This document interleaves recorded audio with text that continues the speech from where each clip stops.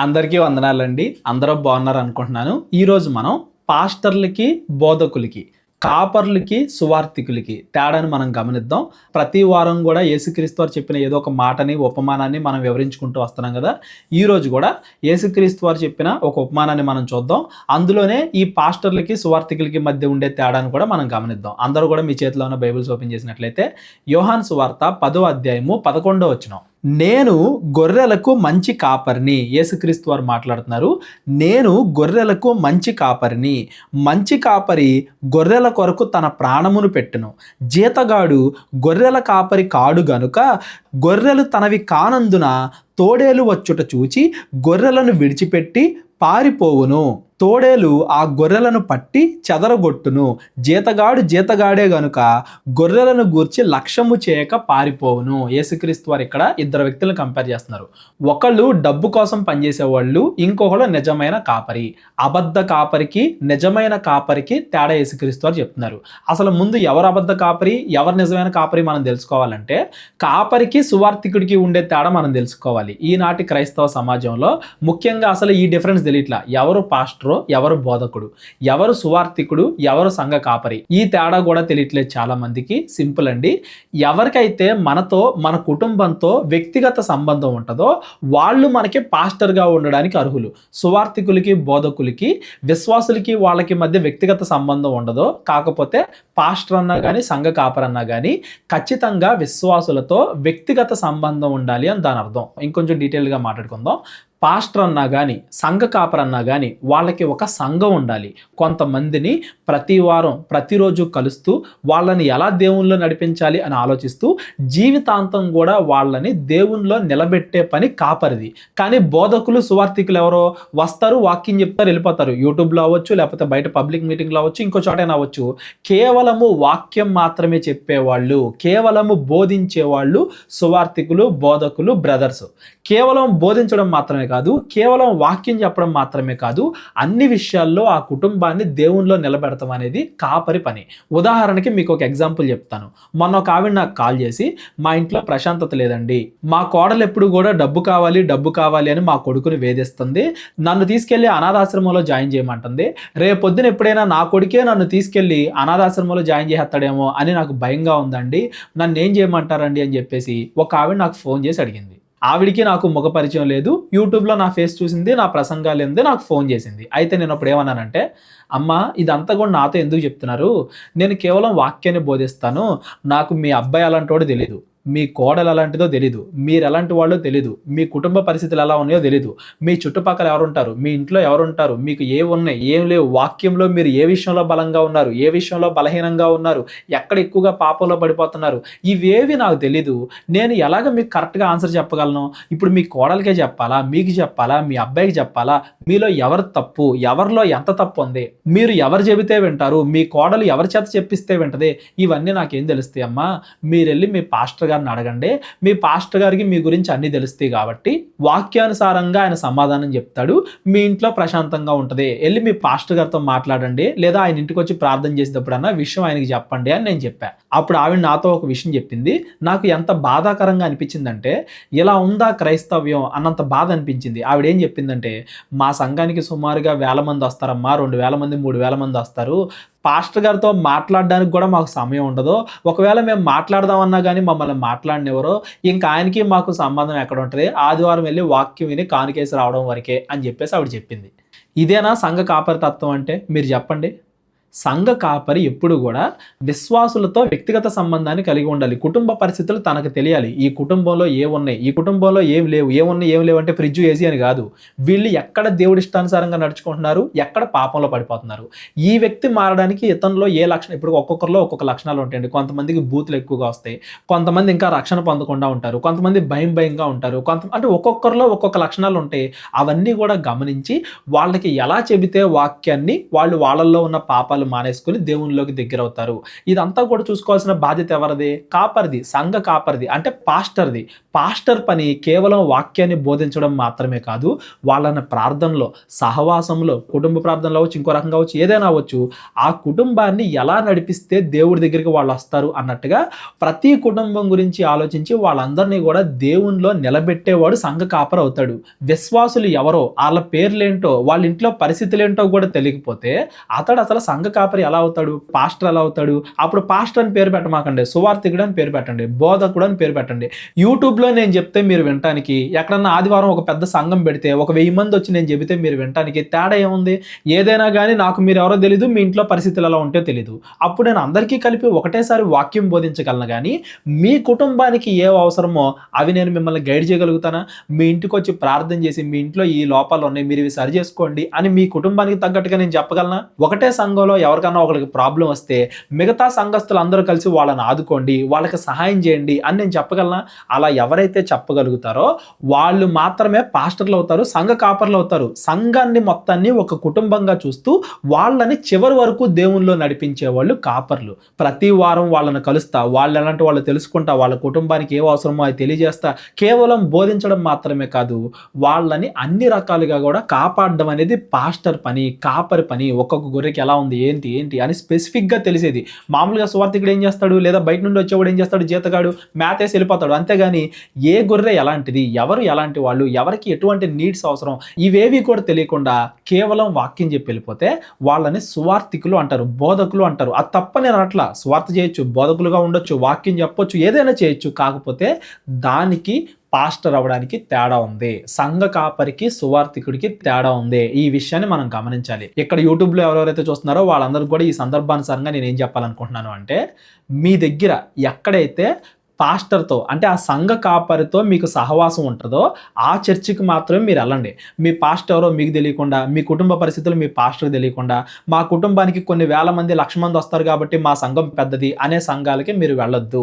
సువార్తలకు వెళ్ళండి, సభలకు వెళ్ళండి, వాళ్ళ వాక్యం వినండి, యూట్యూబ్లో వాళ్ళ వాక్యం వినండి, ఏదైనా చేయండి. కాకపోతే సంఘం యొక్క ముఖ్య ఉద్దేశం ఏంటంటే సహవాసం. కేవలం పాస్టర్ గారితో మాత్రమే కాదు, మన తోటి విశ్వాసులతో ఉండే సహవాసం. చుట్టుపక్కల ఒకే గ్రామంలో ఉండే వాళ్ళందరూ కూడా ఒక చర్చికి అంటే ఏంటంటే పొద్దున్న లెగిస్తే చుట్టుపక్కల మనకి విశ్వాసులు ఉండాలి. ఒకటే సంఘానికి వెళ్ళే వాళ్ళైతే సహవాసం ఉంటుంది, పాస్టర్తో ఒక రిలేషన్షిప్ ఉంటుంది. వారానికి ఒకసారి వచ్చి ఆయన మన కుటుంబంలో ప్రార్థన చేస్తున్నాడు, మన కుటుంబ పరిస్థితులు తెలుసుకుంటున్నాడు అంటే మన కుటుంబంలో ఏం జరుగుతుందో అతనికి తెలిసిద్ది, దాన్ని బట్టి అతడు వాక్యం చెప్తాడు. మన కుటుంబంలో ఏదైనా ప్రాబ్లం ఉంటే మిగతా సంఘస్థులందరితో కూడా చెప్పి, ఇదిగో పలానా కుటుంబంలో ప్రాబ్లం ఉంది, మీరు అందరూ కలిసి అతన్ని ఆదుకోండి, లేదా అతని గురించి ప్రార్థించండి అన్నట్టుగా ఒక సహవాసం కోసం జరగాల్సింది సంఘం, దానికి పెద్దగా ఉండాల్సింది సంఘ కాపరి. ఇది సంఘ విధానం. ఇలాంటి సంఘాన్ని మీరు ఎంచుకోండి, ఇలాంటి పాస్టర్ల దగ్గరికి మీరు వెళ్ళండి. వాక్యం ఎవరిదైనా వచ్చు, కాకపోతే మనం పరిశుద్ధంగా ఉండాలంటే కేవలం వాక్యం సరిపోదు, ప్రార్థన కావాలి, సహవాసం కావాలి, సంఘం కావాలి. అవి కూడా ఉంటేనే మనం దేవునిలో ఉండగలం. వాక్యం మీరు ఎవరిదైనా వినండి, ఎవరి వాక్యం ఇష్టమైతే వాళ్ళ వాక్యం వినండి. కాకపోతే చర్చి దగ్గర, సంఘం దగ్గర మాత్రం సహవాసం ఉండేలా చూసుకోండి. మన తోటి విశ్వాసులు మనతో సహవాసంలో ఉండేలాగా, పాస్టర్ గారితో మనకు ఒక వ్యక్తిగత సంబంధం ఉండేలా చూసుకోండి. మరి అలా అయితే పెద్ద చర్చిలు ఏమి ఉండకూడదా అండి? కొన్ని వేల మంది వెళ్తే అది సంఘం అనరా అండి అని మీరు అనొచ్చు. అవి కూడా సంఘాలు అంటారు. కాకపోతే అక్కడ వేరే విధానం ఉంటుంది. ఏంటా విధానం? కేవలం కాపరి మాత్రమే కాకుండా కాపరి కొంతమంది పెద్దలను నియమించుకొని ఆ పెద్దల ద్వారా విశ్వాసులతో సహవాసంలో ఉండడం. ఇప్పుడు ఏదైనా జరిగింది, ఆ పెద్ద వచ్చి ప్రార్థన చేస్తాడు అంటే ఆ పెద్దే కాపరిలాగా, ఆ పెద్దే కాపరిలాగా వ్యవహరిస్తాడు. అలా ఎక్కువ మంది ఉన్న సంఘంలో అలా సంఘ పెద్దలను కూడా పెట్టుకోవచ్చు. సంఘ కాపర్లైనా, పెద్దలైనా, పాస్టర్లైనా వాళ్ళలో ఏ అర్హతలు ఉండాలి, ఎలాంటి వాళ్ళని పెద్దలుగా నియమించుకోవాలి, వాళ్ళు ఏ ఏ పనులు చేయాలి, ఇవన్నీ కూడా బైబిల్లో క్లియర్గా చెప్పబడింది.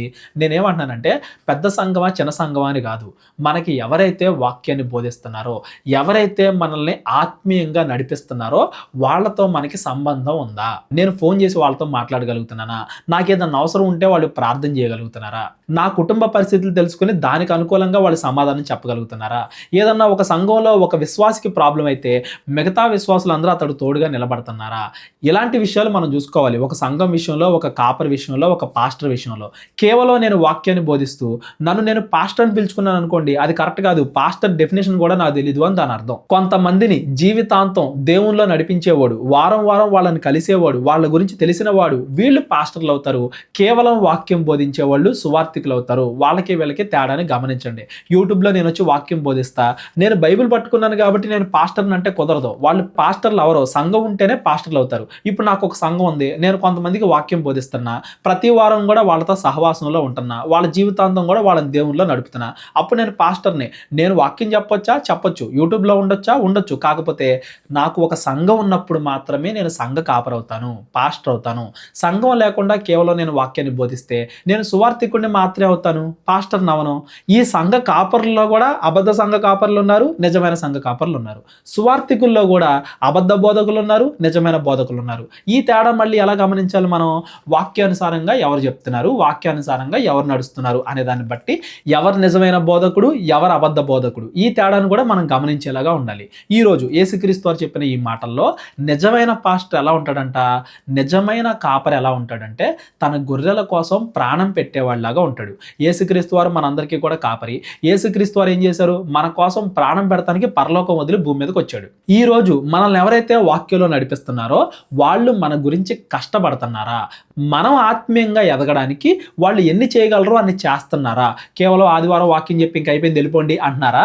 లేకపోతే వాళ్ళు ఎంతగా ప్రయత్నించగలరో మనల్ని దేవుడి దగ్గర చేర్చడానికి, ఆత్మీయతలో మనం ఎదగడానికి, మన కుటుంబంలో ఉండే అపవాది ఆటంకాలు తొలగించడానికి వాళ్ళు ఎన్ని చేయాలో అన్ని ప్రయత్నాలు చేస్తున్నారా? ప్రాణం పెట్టేంత ప్రేమ వాళ్ళకి మన మీద ఉందా లేదా అనేది మనం గమనించాలి. ఎవరికైతే అంత బాధ్యత ఉంటుందో ఒక సంఘ కాపరికి, ఎవరికైతే అంత బాధ్యత ఉంటుందో ఒక పాస్టర్కి, వాళ్ళని మనం మంచి కాపర్లు, మంచి పాస్టర్లు అనాలి. యేసుక్రీస్తు వారు ఏంటి, నేను మంచి కాపర్ని అన్నాడు. ఆ తర్వాత ఏం చేశాడు? ఆ బాధ్యతని పేతురుకి అప్పగించాడు. నా గొర్రెలు నువ్వు కాయ్ అని చెప్పేసి నమ్మకస్తుడైన పేతురుకి అప్పగించాడు. ఎవరెవరైతే ఆదిమ సంఘం వాళ్ళు ఉన్నారో ఆ పాస్టర్లు, ఆ బోధకులు, వాళ్ళందరూ కూడా విశ్వాసుల కోసం ఏదైనా చేయడానికి సిద్ధపడేవాళ్ళు. ఈ రోజు చాలా మంది బోధకులు, పాస్టర్లు, సంఘ పెద్దలు ఎలా ఉన్నారంటే కేవలం వాక్యం చెప్పడమే పని. వాక్యం చెప్పడం అయిపోయిన తర్వాత ఇంకేమీ లేదు, వాక్యం చెప్పడం తప్ప ఇంకేమీ లేదు, కానుకలు తీసుకోవడం తప్ప ఇంకేమీ లేదు అన్నట్టుగా ఉంటున్నారు చాలా మంది. విశ్వాసులతో సహవాసం ఉండట్లేదు, వాళ్ళకి ఏం కావాలో తెలుసుకోవట్లేదు, వాళ్ళ కుటుంబ పరిస్థితులు ఏంటో తెలుసుకోవట్లేదు. ఆ కుటుంబంలో ఎవరు తప్పు చేయడం వల్ల ఆ కుటుంబం నాశనం అయిపోతుంది, అది అలా జరగకుండా ఉండాలంటే ఆ కుటుంబంలో ఏం చేయాలి, ఇలాంటివేవి ఆలోచనలు లేవు. ఎలా అయితే ఒక జీతగాడు వీళ్ళకి నాకు సంబంధం లేదు, నేను వచ్చానా అటుకి మేత పెట్టానా వెళ్ళిపోయానా అన్నట్టుగా, నేను వచ్చానా వాక్యం చెప్పానా వెళ్ళిపోయానా అన్నట్టుగా ఉంటే వాళ్ళు మంచి కాపర్లు అవ్వరు, మంచి పాస్టర్లు అవ్వరు అనేది యేసుక్రీస్తు వారు ఇక్కడ చెబుతున్న మాట. డబ్బు కోసం పనిచేస్తున్నాడా, నిజంగా విశ్వాసులు పరలోకం వెళ్ళాలి అనే ఉద్దేశంతో పనిచేస్తున్నారా అనే దాన్ని బట్టి వాళ్ళు నిజమైన పాస్టర్లా, అబద్ధ పాస్టర్లా, నిజమైన బోధకుల, అబద్ధ బోధకుల అనేది మనం గమనించాలి. అవసరం ఉన్నా లేకపోయినా డబ్బులు అడిగి దశంభాగాలు, డబ్బులు, వాటి కోసమే సువార్త చేసే వాళ్ళు కూడా ఉన్నారు. అలాంటి వాళ్ళని యేసుక్రీస్తు వారు ఏమంటున్నారు? జీతగాళ్ళు. జీతగాళ్ళు ఎలా ఉంటారు? జీతగాడే గనక ఈ గొర్రెలు నాయి కాదు అన్నట్టుగా సమస్యలన్నిటికీ దూరంగా ఉంటాడు, డబ్బులు వచ్చే విషయాల్లో మాత్రమే విశ్వాసులతో దగ్గరగా ఉంటాడు. అది జీతగాడికిను నిజమైన కాపరికి తేడా. నిజమైన కాపరి తన ప్రాణం పెడతానికైనా సిద్ధంగా ఉంటాడు, అన్ని రకాలుగా విశ్వాసుల్ని పరలోకానికి నడిపిస్తాడు. అది నిజమైన కాపరి చేసే పని. అలాగే అబద్ధ బోధకులు, నిజమైన బోధకుల్లో కూడా నిజమైన బోధకులు వాక్యానుసారంగా వాక్యంలో ఏముందో అది ప్రకటిస్తారు. అబద్ధ బోధకులు డబ్బు కోసం ఎక్కడైతే డబ్బులు వస్తుందో అలాంటి ప్రసంగాలు మాత్రమే చేస్తారు, ఎక్కడైతే డబ్బులు వస్తాయో అక్కడ మాత్రమే బోధిస్తారు. పాస్టర్లైనా, సువార్థికులైనా, సంఘం ఉన్నా, సంఘం లేకపోయినా వాక్యానుసారంగా ప్రకటిస్తున్నారా లేదా డబ్బు కోసం ప్రవర్తిస్తున్నారా అనేది విశ్వాసులుగా మనం ఎప్పటికప్పుడు చెక్ చేసుకుంటూనే ఉండాలి, వాళ్ళని పరీక్షిస్తూనే ఉండాలి, అన్ని పరిశీలించాలి, మేలైనది చేతపట్టుకోవాలి. కేవలం వాక్యం బోధిస్తూ పాస్టర్ అంటే డెఫినేషన్ కూడా తెలియకుండా వాక్యం యూట్యూబ్లో బోధించినా కానీ నేను పాస్టర్నే అని చెప్పుకొని దశంభాగాలు అడిగే వాళ్ళు ఉన్నారు. పాస్టర్ని అని చెప్పుకుంటూ సంఘానికి సరిగ్గా వాక్యం చెప్పకుండా, వాళ్ళ ప్రాబ్లమ్స్ కనుక్కోకుండా, ఆదివారం వచ్చామా వాక్యం చెప్పేసామా, కానుకలు తీసుకున్నామా, మీరు ఇంకెవరి దగ్గరికి వెళ్ళొద్దు, నేను తప్పితే అందరూ అబద్ధ బోధకులే, మీరు వేరే సంఘానికి వెళ్ళారంటే మీరు నరకానికి వెళ్ళిపోతారు, ఈ సంఘాన్ని వదిలి వేరే సంఘానికి వెళ్ళారంటే నరకానికి వెళ్ళిపోతారు అన్నట్టుగా చెప్పించి జనాలను మోసం చేసి ఆత్మీయతలో నడపకుండా ఉండే కాపర్లు కూడా ఉన్నారు. ఈ అబద్ధ బోధకుల్ని, ఆ అబద్ధ పాస్టర్ని ఇద్దరిని మనం గుర్తించాలి, వెతకాలి, నిజమైన బోధకుల దగ్గరికి, నిజమైన కాపర్ల దగ్గరికి మనం వెళ్ళడానికి ప్రయత్నం చేయాలి. ఈ కాలంలో అలాంటి వాళ్ళని వెతకడం కొంచెం కష్టమైన పనే, అయినా కానీ మనం వెతకాలి. సమస్తమును పరీక్షించి మేలైనది చేతపట్టాలి. యేసుక్రీస్తు వారు ఇక్కడ చెప్తున్నాడు కదా, మంచి కాపరి ఏం చేస్తాడు? తోడేళ్ళ నుండి గొర్రెలను రక్షించినట్టుగా అపవాది ఆటంకాల నుండి విశ్వాసుల్ని రక్షిస్తాడు. కేవలం వాక్యం చెప్పడమే కాదు, ఆర్థిక, ఆరోగ్య, మానసిక అన్ని ఇబ్బందుల్లో ఆ కుటుంబానికి ఆదరణ కలగజేయడం, ఆ కుటుంబం గురించి ప్రార్థన చేయడం, ఎప్పుడు వాళ్ళని కలుసుకుని ఆ కుటుంబంలో ఏం జరుగుతుందో తెలుసుకోవడం, ఆ కుటుంబాన్ని అన్ని రకాలుగా దేవుల్లో నడిపించడం, మిగతా విశ్వాసుల్ని వాళ్ళతో చేర్చడం, ఒక సంఘంలోనే ఒక విశ్వాసి ఇంకో విశ్వాసికి తోడుండడం, సహవాసంలో జనాలు నడవడం, వీళ్ళు తప్పు చేస్తుంటే వాళ్ళు గద్దిస్తూ, వాళ్ళు తప్పు చేస్తుంటే వీళ్ళు గద్దిస్తూ, అందరికీ పాస్టర్ గారు వాక్యం బోధిస్తూ, దేవుడి చిత్తానుసారంగా ఏదన్నా ఆటంకాలు వస్తే ముందు నిలబడి, నేనున్నాను మీ ముందు, అపవాది ఆటంకాల నుండి మిమ్మల్ని రక్షించడానికి, నేను చనిపోవడానికైనా సిద్ధం, నా ప్రాణం పెడతానికైనా సిద్ధం అని ఎవరైతే అంటారో వాళ్ళు నిజమైన పాస్టర్లు, వాళ్ళు నిజమైన బోధకులు. అలాంటి వాళ్ళను మనం ఎంచుకొని గౌరవించి వాళ్ళు చెప్పిన దాని ప్రకారంగా వినాలి అనేది యేసుక్రీస్తు వారు ఈ మాటల్లో చెబుతున్న భావం. జీతగాడు డబ్బు కోసం ఈ గొర్రెలు నాయి కాదు కదా అన్నట్టుగా ప్రవర్తిస్తాడు. డబ్బు కోసం ఎవరు సువార్త ప్రకటిస్తున్నారు, డబ్బు కోసం ఎవరు పాస్టర్లు అవుతున్నారు, పరలోకం కోసం ఎవరు సువార్తను ప్రకటిస్తున్నారు, పరలోకం కోసం ఎవరు పాస్టర్లు అవుతున్నారు అనే తేడాని మనం గమనించాలి అనేది యేసుక్రీస్తు వారు ఈ మాటల్లో చెబుతున్న భావం. అందరికన్నా పెద్ద కాపరి యేసుక్రీస్తు వారు కాబట్టి ఆ యేసుక్రీస్తు వారు చెప్పిన మాటల ప్రకారంగా ఎవరైతే చెప్తున్నాడో అతని బోధ వినండి, ఆ సువార్థికుడి మాట వినండి. యూట్యూబ్లో అయినా ఎక్కడైనా కానీ సువార్థికులు ఎక్కడ చెప్పినా ఏది చెప్పినా కానీ మీరు వినొచ్చు. వాళ్ళు వాక్యానుసారంగా చెబుతున్నారా లేదా అనేది మాత్రమే మీరు పరిశీలించుకోండి. సంఘం దగ్గరికి వచ్చేసరికి, సంఘ కాపరి దగ్గరికి వచ్చేసరికి మాత్రం మీ దగ్గరలో ఎవరైతే మిమ్మల్ని ఆత్మీయతలో నడిపిస్తున్నారో, కేవలం వాక్యం చెప్పడమే కాదు, సహవాసం విషయంలో, ప్రార్థన విషయంలో, మీ కుటుంబాన్ని, మీ చుట్టుపక్కల ఉన్న వాటిని అన్ని విషయాల్లో గద్దించి ఆత్మీయతలో నడిపించేలాగా సంఘ కాపరి ఉండాలి, సంఘ పెద్ద ఉండాలి అనే విషయాన్ని, పాస్టర్ ఉండాలి అనే విషయాన్ని అక్కడ సరి చూసుకోవాలి. ఈ రెండింటికి తేడా మీ అందరూ కూడా అర్థమైంది అనుకుంటున్నాను. మనం ఇంకా మళ్ళా దశమ భాగాలు, సంఘ పెద్దలు, వాళ్ళకి వీళ్ళకి తేడా, వాళ్ళకు ఉండాల్సిన లక్షణాలు, దేవుడు ఏవేవైతే లక్షణాలు చెప్పాడో, ఏకపత్ని పురుషుడు, విశ్వాసులైన పిల్లలు, ఎక్కువగా కోపడేవాడు ఉండకూడదు, అందరినీ గౌరవించేవాళ్ళగా ఉండాలి, నిందారహితుడిగా ఉండాలి, ఈ లక్షణాలన్నీ కూడా మనం మాట్లాడుకుంటూ వెళ్ళిపోతే అది ఇంకా చాలా పెద్ద వీడియో అయిపోద్ది. కుదిరితే ఇవన్నీ కూడా ఇంకో రోజు మనం మాట్లాడుకుందాం. ఈ రోజు చెప్పిన దాన్ని బట్టి ఎవరికైనా ఏదైనా సందేహాలు ఉంటే డిస్క్రిప్షన్లో నా నెంబర్ ఉంటుంది, కాల్ కానీ వాట్సాప్ కానీ చేయండి. అబద్ధ బోధకులకి, నిజమైన బోధకులకి తేడా గమనించండి. అబద్ధ పాస్టర్లకి, నిజమైన పాస్టర్లకి తేడాని మీరు గమనించండి. సమస్తమును పరీక్షించి మేలైనది చేతబట్టండి. ప్రార్థన చేసుకుందాం. కళ్ళు మూసుకున్నట్లయితే ప్రార్థన. మహోన్నతుడు, మహిమకు పాత్రుడైన మా ప్రియ పరలోకపు తండ్రి, కృతజ్ఞతలు దేవా. తండ్రి, ఈరోజు మేము మాట్లాడుకున్న కొద్ది మాటలు మా హృదయాల్లో దాచుకుని వాటి ప్రకారంగా మేము బ్రతకడానికి మాకు సహాయం దయచేయండి.